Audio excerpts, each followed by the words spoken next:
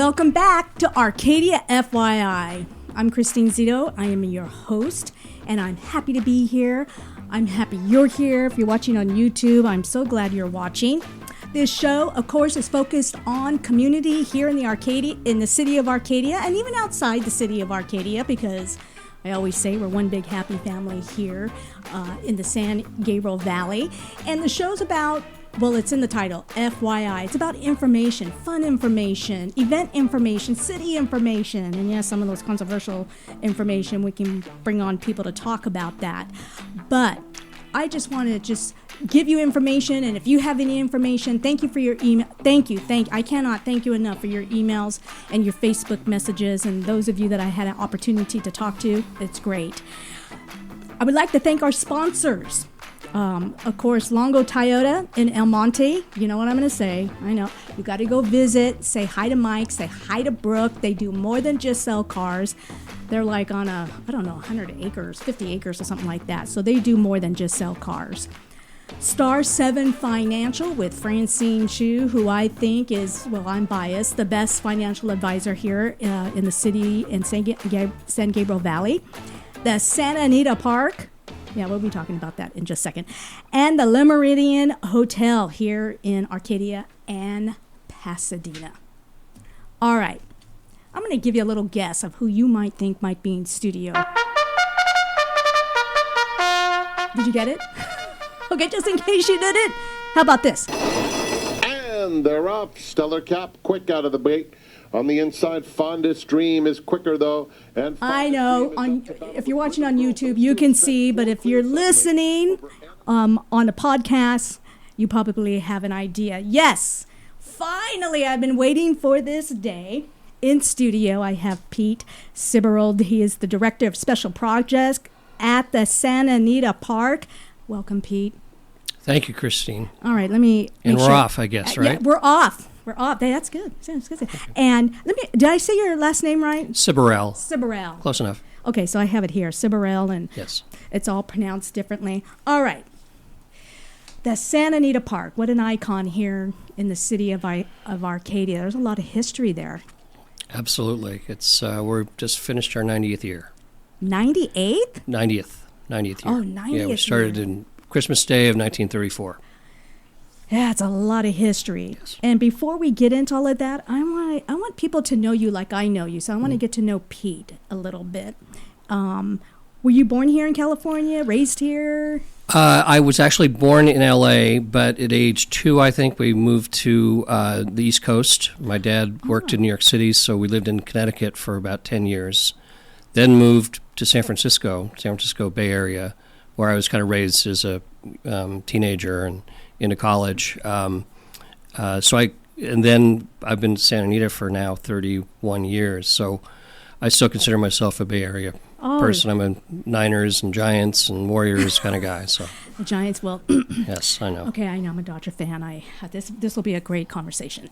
But wow, you lived in Connecticut. Okay, I got it. When you said that, I've always wanted to visit that East Coast because of just the history. Did you live where it was like how I see it in the pictures, the beautiful trees, the ocean? No ocean, but all of that in terms of the trees and upbringing was, we lived in a suburban area in Connecticut called New Canaan. We had, as a kid, it couldn't been a better area to grow up. We had 3.5 acres and a river and a swimming hole and all that. So my dad, when it snowed, though, we had a very long driveway going up to the house, and so when it snowed, my dad would have to get a snowplow every time to get him out so he can go to the train station. So he finally got a job offer in San Francisco and said, bye-bye. Wow, what a neat history. Married, do you have kids, grandkids? Yeah, 31 years married, I think. My wife still... she's a flight attendant for United. In fact, she's in London right now during a trip. 2 grown boys. One's in Atlanta, one's in Denver.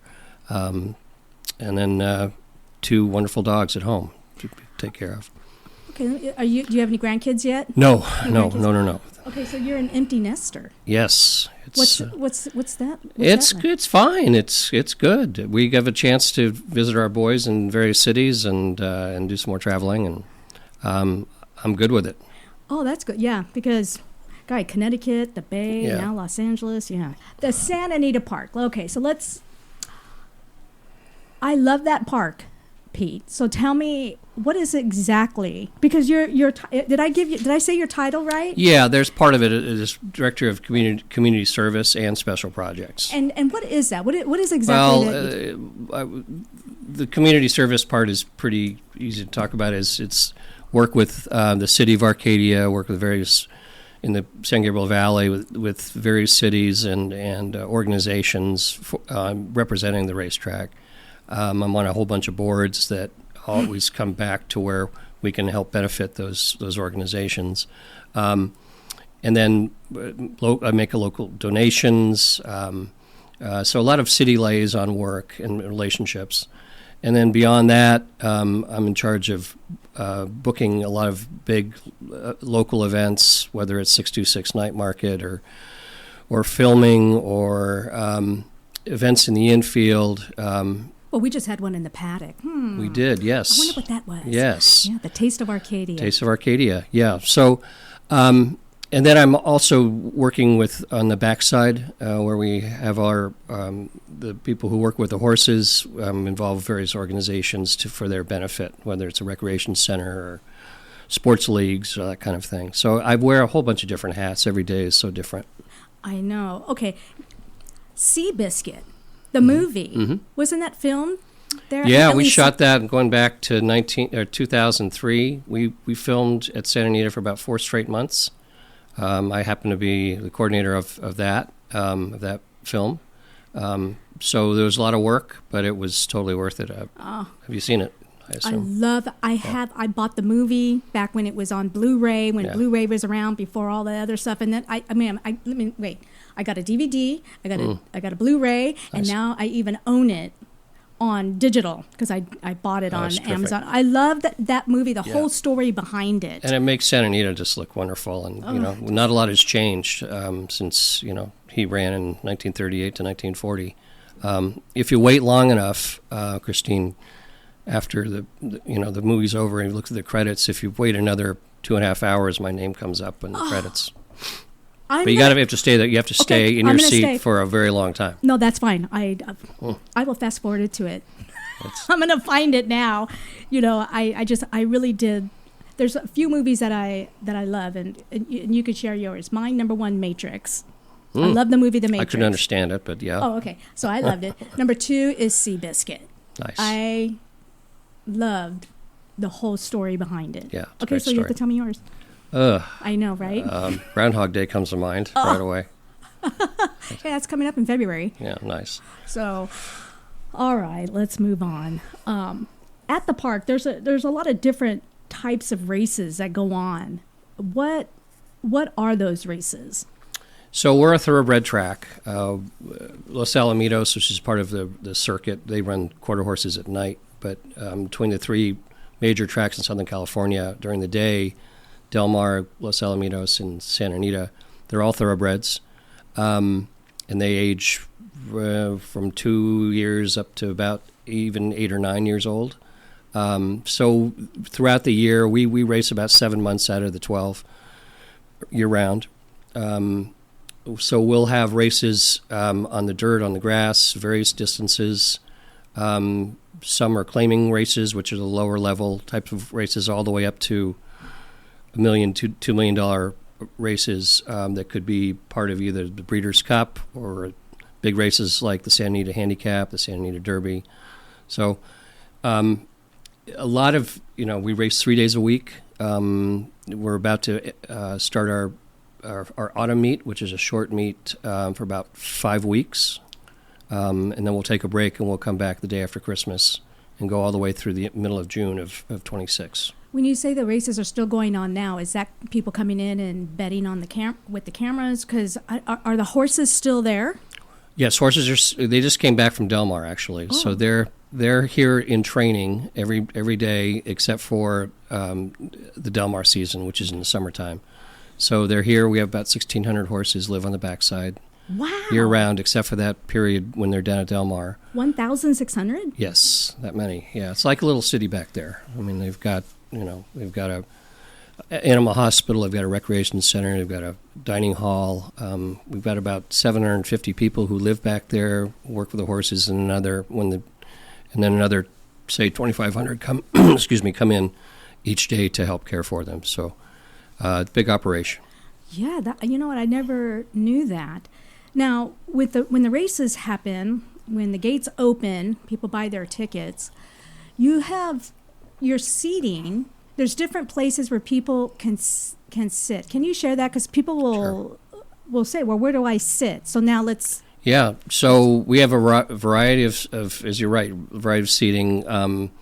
From walk around in the paddock or in the track apron, even in the infield, all the way up to what we call, there's 3 restaurants, sit-down restaurants there. One is called Silks, one is called Front Runner, and another is basically the Terrace Food Court.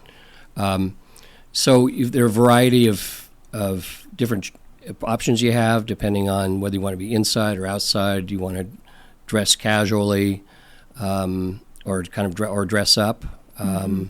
Some people like to sit down at a table and be there all day with lunch and a waiter. I'd rather be in a set of box seats along the track, kind of at a Dodger game where you're with people sitting next to you, whether it's 2 people or 6 people, or sometimes I'll get people all together, a whole bunch of boxes strung together. Where they're kind of on their own for food and drink, which is very close by.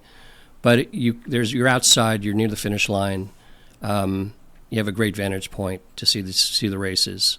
So all kinds of different options. We have a great ticket office that can help put people in the right place depending on their preferences. I prefer the whole box seat area. The whole box seat. You got to show me that one day. Yeah, I probably know it. Right there. It's right down the stretch. So from the from the eighth pole down to the finish line are all box seats. Oh, okay. And then even above that we put in 12 luxury suites, and that ranges from 20 to 40 people in a suite. Yeah. And that's total decadence with service and bedding aids and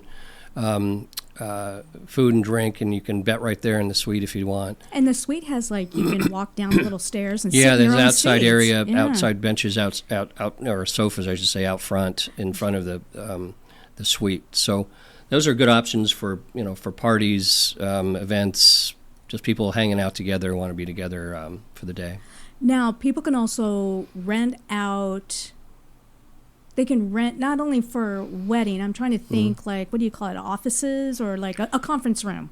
Do you have a conference room type We thing? do. We do a number of meetings, and a lot of what we do is we'll sell a couple rooms, whether it's the director's room or the Baldwin conference room, for meetings in the morning, and then our first race is at 12:30 or 1 o'clock. So people will go from their meeting into having a day at the races. So it's a pretty cool combination of work play. With some of the events that the Santa Anita Park puts on, one of them that I love that I've done almost every year except when COVID happened, and I think after, well, you would probably know, is the 5K Derby. Mm-hmm. What does that take to put together? Because you have 15,000 runners?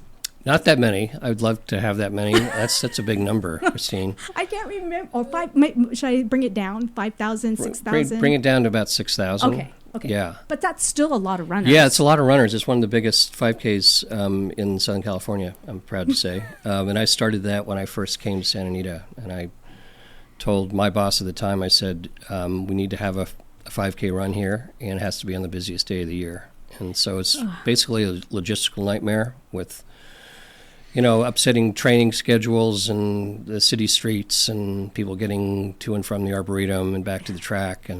But it's really a cool experience. The whole idea was just to get people who maybe have not seen Santa Anita to bring them inside, to bring them into the infield after the race, finish on the track, actually. Finish on the track. And then spill into the infield and see how gorgeous and grand it is, and stay for a few races and hopefully come back and with the family or whoever else, and make it basically we're always recruiting. We want people to come. If you're listening on podcasting, go to YouTube, because I'll show you some footage of the race I did, because Pete puts it together, but let me tell you from a runner's view, you start and you run across the shops of Santa Anita. Right. Then you go on to Baldwin, and then you go into the Arboretum. You run in the Arboretum. It's beautiful. All the peacocks are like, why are you running so early in the morning? So we come out, and you will a lot of times you'll see Pete as you cross the street from the Arboretum back into the Santa Anita Park. And you actually get a very small view, a little bit of the background. And then you go under, I think, is it 2 tunnels? I can't remember if it's one. 2 tunnels, yeah, yes. 2 tunnels. And then the last tunnel, you start coming onto the track, and then you end. It is just, it's an amazing time. I love that run. I do it every year. Yeah, it's a great community event. You're right, I stand there on Baldwin at Gate 7, when people coming back from the Arboretum, I get to see every single person, which is really cool for me. And we a lot of repeats. We get the city council coming out from our city of Arcadia, and we also have a competition. Dominic Lazaretto, the city manager, puts on a competition for city staff. So department by department, there's a competition with each other, and there's always a annual trophy that's given out at a city council meeting to the fastest department. So it's pretty cool to not only have that community aspect to it, but to be, promoting fitness and healthy lifestyles. And I should throw out a couple of shout-outs to major sponsors. One is USC Arcadia Hospital, who's been with us from day one. They've been fantastic to work with, and again, that fits into what that event's all about. And then the shops at Santa Anita have been there for us every year as well. As a great sponsor, we do the pre-registration event, packet pickup the day before at the mall each year. So and they've been wonderful. And not only that, wait, there's more. If you come after the race, you got this whole carnival. You got booths. Yes. And it's just, you know what? It's just a lot of fun. You have beer. You can drink beer. Don't forget the beer garden, yes. But yes. So we've kind of in tandem put on a carnival the same weekend, which really works out well for a lot of the families. There's a kids run, depending on the age, whether it's all the way around the training track or just part way down it. But a lot of those kids jump right into to the carnival rides after the race. I know. See, now I can't wait. Is it always the first Saturday, second Saturday? The Santa Anita Derby is always 4 weeks prior to the Kentucky Derby, and the Kentucky Derby is always the first Saturday in May. So I think it's Saturday the 3rd or the 4th of April. Yeah, it's always right around, and that's no fooling. I get it. I just have to say. Okay. All right, let's talk about sometimes, you get these people that, all right, I'm just going to say it like it is. All these animal rights and the things that you went through, I think it was before COVID, and all this stuff that was happening with the horses. How do you and the park handle that type of controversy where they stand out and have these awful signs? And it was a rough stretch for us. A lot of that is, pretty much all of it is basically gone away because I think we understood that there had to be some changes made to the way horses were supervised and looked at before they went out on the racetrack. And in the old days, we felt that maybe the trainers knew best what their horses could do and could not do on the track, and found that maybe we should look a little more closely and have more oversight of every horse that goes out on the track. And we invested heavily in imaging machines on the backside in the equine hospital, more vet checks, more records, and as it turns out, as painful as it was, we really turned the corner on horse injuries, fatalities, where now we're one of the safest racetracks in the country. I read something the other day where there are 375,000 training sessions on the track every year. So we're something like 99% safety record. That is great. So it's been an amazing turnaround, and we're pretty proud of it. I think that the congratulations. I'm just going to do it like that. I'm going to say this. My grandpa, he was a maintenance man there, and he retired. at the Santa Anita Park, and he used to tell me how well you guys took care of the horses, and you always have a bad seed. You always got someone who doesn't really the owners and those with the horses. So for me, knowing all of that, I know that the Santa Anita Park does its best for the health of the horses, the track, and the people. Yeah. So I think I give you kudos for. Thank you. Well, safety is number one for us. Yeah. So, okay. I think everybody's been waiting for this because I have been waiting for this part. And that is something very big. It's going to be happening in 2028. Does anybody know? Anybody know? Okay, we all know. The Olympics is coming to Los Angeles. And the Santa Anita Park has been chosen. I have it here. And has been chosen to host team and individual competitions in jumping, dressage, and inventing. I have no idea what any of those are, but that's what it says. Okay. How do you win something like this if that is the case? Because I know another city is not really happy about it. Right. Well, this has evolved. The decision to host the equestrian games for 28 has evolved from, I think, first Hanson Dam in the valley, and then facility called Galway Downs in Temecula. Yeah. And then I think probably 6 weeks ago or so announced it was actually coming to Santa Anita instead. A lot of it was because they wanted to make it closer to the core of LA. Secondly, to return to some iconic structures, venues that were here in '84 when we last hosted it, and see, can you do it? Can that facility handle the requirements of hosting an Olympics event? And we showed that last November. We had two weekends, back-to-back weekends in November. We hosted two world-class international equestrian events in the infield. We constructed 3 show arenas where they could do the dressage and the show jumping. And then dressage, yes. And then the third part of that is a cross-country course, which will tie into our current downhill turf course, but we've got some work to do to make that happen. Cross-country? That's like a long run. It's a long run, yeah. If you look back in last year, 24 was at Versailles, where all the equestrian events were held.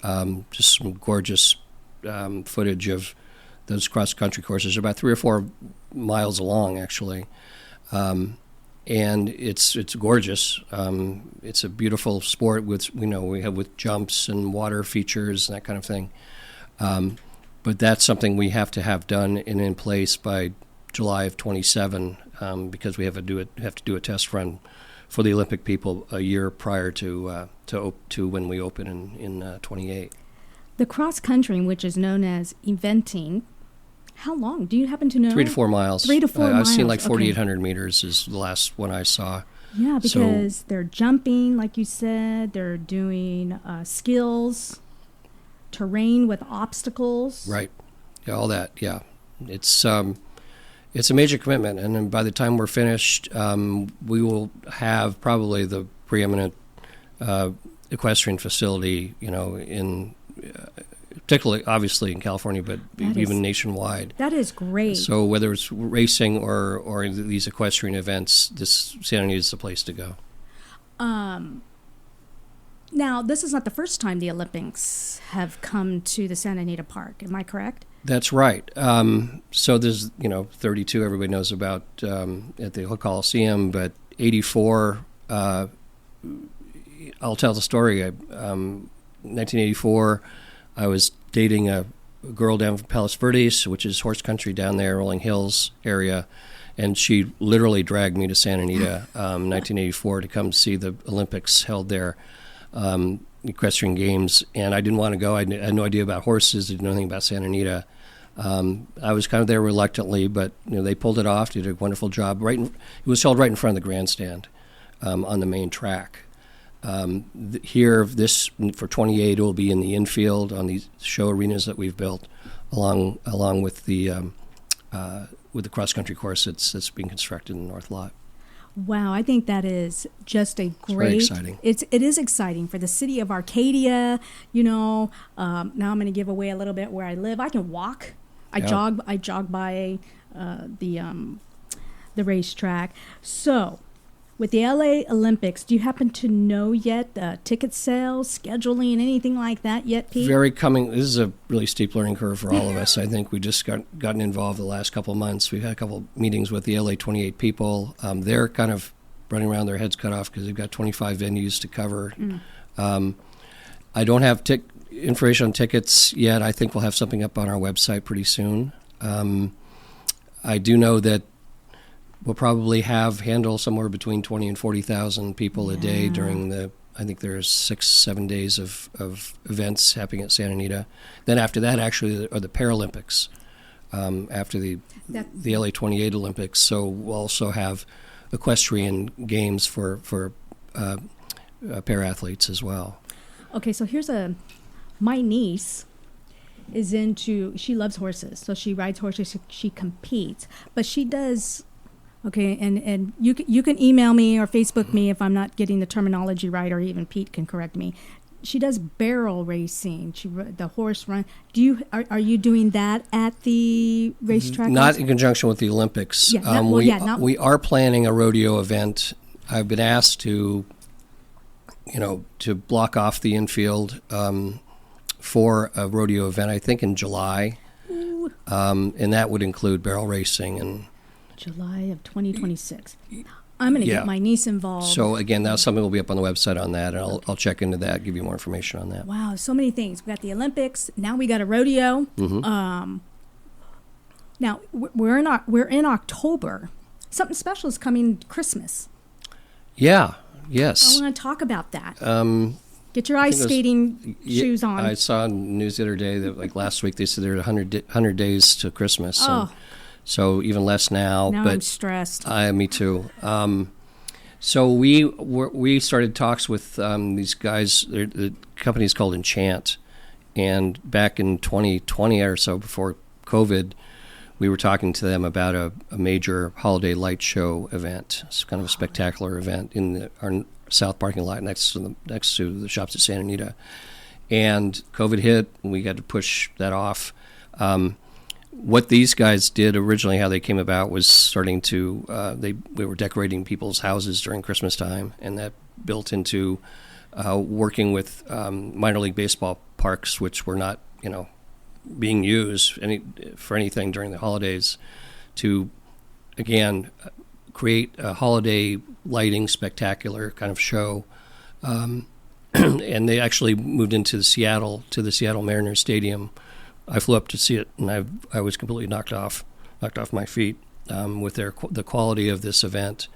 But it's going to have a meandering skate trail. It's going to have a 80-foot Christmas tree. It's going to have snow hills, booths, food and drink, for the holidays.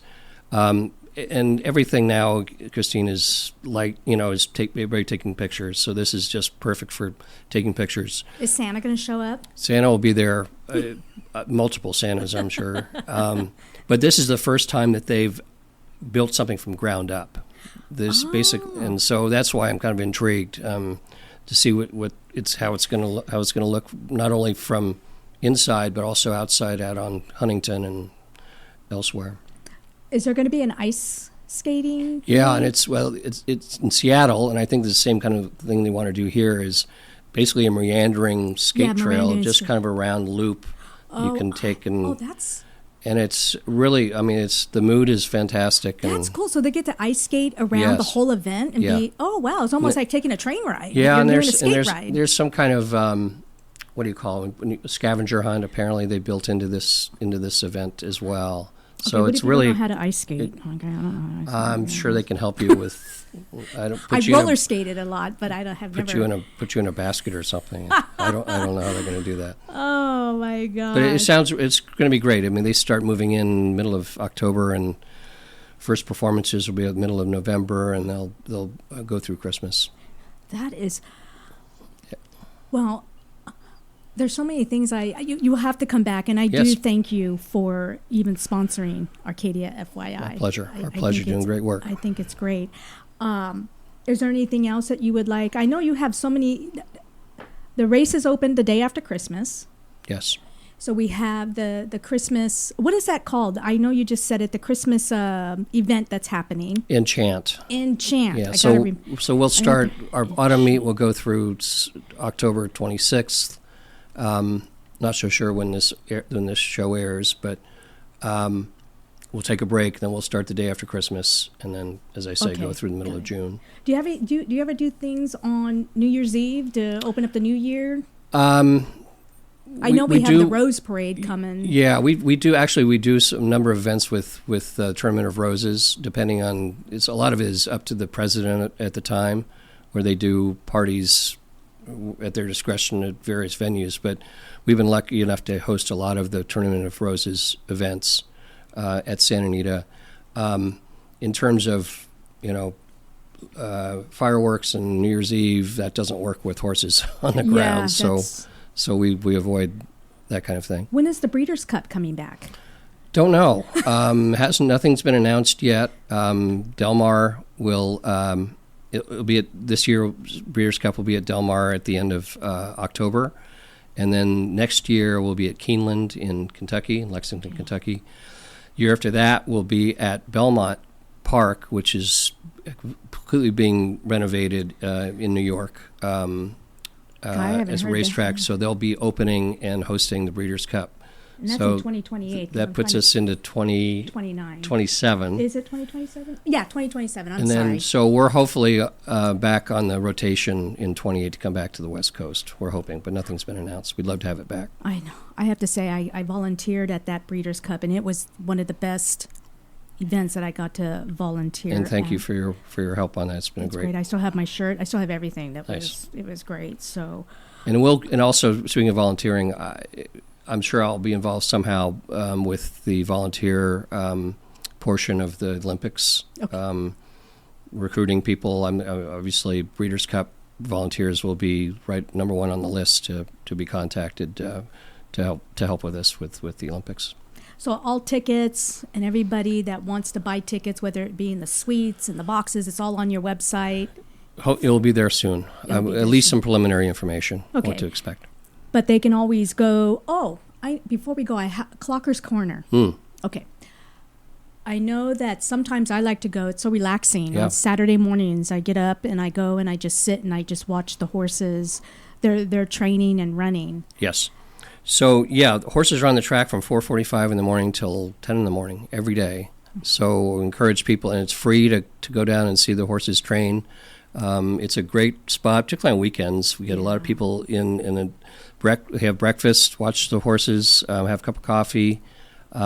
Rosie Ibarra is down there. She's a mainstay down in the kitchen. She'll take care of you in terms of breakfast. Breakfast burritos. And then there you go. And then we have we'll have tram tours.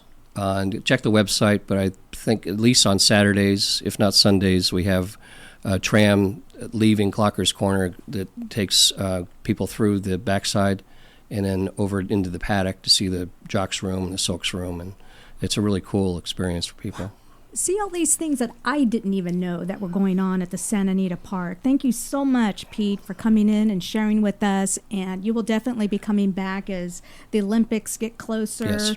And everything that we talked about will be on ArcadiaFYI.com. All the websites and any information that comes up, I will help in informing you on everything that happens at the Santa Anita Park. Thank you so much. Thanks, Christina. I really appreciate getting the word out about us and everything else going on in Arcadia. Yeah, it is. See, weren't you? You always learn something about the city of Arcadia, especially iconic places like the Santa Anita Park, because we're so familiar with it, and yet we don't really know what goes on inside. And you got to go to the Front Runner restaurant. Their food is delicious. Crab cakes. Yeah, crab cakes. They are just everything. You just got to go. Well, let me ask you this: can people come in the gates open and people can just go in and they can go upstairs. They can go to the front runner. All of that's open to the public. I mean, people don't know. Yep, it's just good to have a reservation if you're going to use, eat in front runner or Silk's restaurant. So. And they have a gift store. It's just there's so much. Seabiscuit is in the paddock right there in the center. I mean, there's just so much to see at the Santa Anita Park. I just want to thank our sponsors once again, Longo Toyota in El Monte. Got to stop by, check out the cars. They do more than just sell cars on that 1,500-acre lot. Star 7 Financial with Francine Chu. The Santa Anita Park, who you just heard from Pete. The Le Meridien Hotel in Arcadia and Pasadena. Until next time, just make it a great day and be blessed.